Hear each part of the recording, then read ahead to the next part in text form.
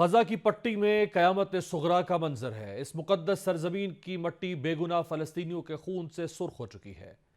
ہر طرف لاشوں کے انبار ہیں، لیکن 57 اسلامی ممالک مل کر بھی اسرائیل کے سامنے بے بس ہیں۔ اسرائیلی وزیر اعظم نیتن یاہو دھمکی لگا رہا ہے کہ اگر مسلمان ممالک اپنی بقا چاہتے ہیں تو ان کے پاس ایک ہی راستہ ہے، اور وہ ہے خاموشی۔ اسی طرح اسرائیل کے ایک انتہا پسند وزیر اتمار بن گویر نے بھی دھمکی دی ہے کہ جو بھی فلسطینی مزاحمتی تنظیم حماس کی حمایت کرتا ہے اسے ختم کر دیا جانا چاہیے۔ 11 نومبر کو 57 مسلم ممالک کی نمائندہ تنظیم OIC اور عرب لیگ کا مشترکہ غیر معمولی اجلاس سعودی دارالحکومت ریاض میں ہوا۔ توقع تھی کہ مسلم سربراہان مملکت اسرائیل کو فوری جنگ بندی پر مجبور کرنے کے لیے مؤثر اقدامات کا فیصلہ کریں گے۔ تاہم اجلاس میں غزہ میں جاری اسرائیلی جارحیت کی مذمت اور مسئلے کے فوری حل کا محض زبانی مطالبہ ہی کیا گیا، جبکہ اسرائیل کے خلاف کسی قسم کی معاشی یا سیاسی کارروائی کے حوالے سے کسی بھی فیصلے سے گریز کی راہ اختیار کی گئی۔ مسلم ممالک کے سربراہان صرف زبانی جمع خرچ کے سوا کچھ نہیں کر پائے۔ اس طرح گویا انہوں نے عملاً اسرائیل کی دہشت گردی کو تقویت بخشی۔ فلسطینیوں کے لیے ہمدردی کے دو بول بول کر انہیں ظالم اسرائیل ہی کے رحم و کرم پر چھوڑ دیا گیا، اور غزہ کو یہ پیغام دیا کہ ہم سے کوئی امید مت رکھنا۔ دوسری جانب غزہ میں قبرستان اور اسپتالوں کے اندر اور باہر لاشوں کے ڈھیر لگے ہیں، لیکن دفنانے والا کوئی نہیں۔ غزہ میں انسانیت سسک رہی ہے اور اسرائیلی بمباری سے بچے کھچے مسلمان آسمان کی طرف دیکھ رہے ہیں۔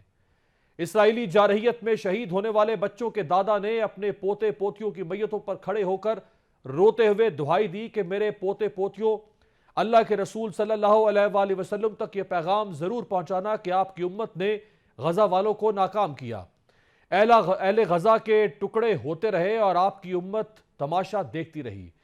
اہل غزہ کی ان آہوں سے یقیناً عرش بھی کانپ اٹھا ہوگا، لیکن امت مسلمہ کے حکمرانوں کے مردہ ضمیر میں جنبش تک نہ ہوئی۔ البتہ اب غیر مسلم ممالک کے صبر کا پیمانہ لبریز ہو گیا ہے، اور وہ غزہ کے حق میں اور اسرائیل کے خلاف آواز اٹھانے لگے ہیں۔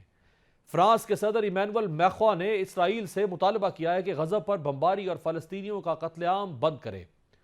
اسی طرح جنوبی افریقہ کی وزیر خارجہ نے غزہ میں جاری وحشیانہ کارروائیوں پر اسرائیلی وزیر اعظم کی گرفتاری کا مطالبہ کر دیا ہے۔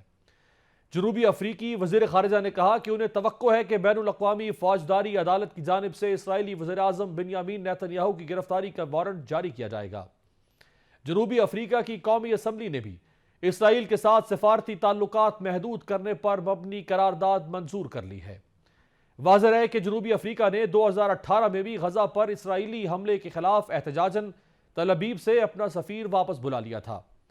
بیلجیم کی نائب وزیر اعظم پیٹرا نے بھی غزہ کی حمایت میں توانا آواز بلند کرتے ہوئے یورپی یونین سے مطالبہ کیا ہے کہ غزہ میں بمباری اور جارحیت کے خلاف اسرائیل پر فوری پابندی عائد کی جائے اور اسرائیل سے ہر قسم کے معاشی اور سیاسی تعلقات ختم کر دیے جائیں۔ انہوں نے بیلجیم کی حکومت سے بھی مطالبہ کیا ہے کہ وہ اسرائیل کے خلاف پابندیاں لگائے اور غزہ میں اسپتالوں اور پناہ گزین کیمپس پر بمباری کی تحقیقات کرے۔ واضح ہے کہ 7 اکتوبر سے غزہ پر جاری اسرائیلی بمباری سے شہید فلسطینیوں کی تعداد 11,000 سے تجاوز کر چکی ہے، جن میں 4,500 بچے بھی شامل ہیں، اور یہ کشت خون ابھی چند دنوں میں رکتا ہوا دکھائی نہیں دے رہا۔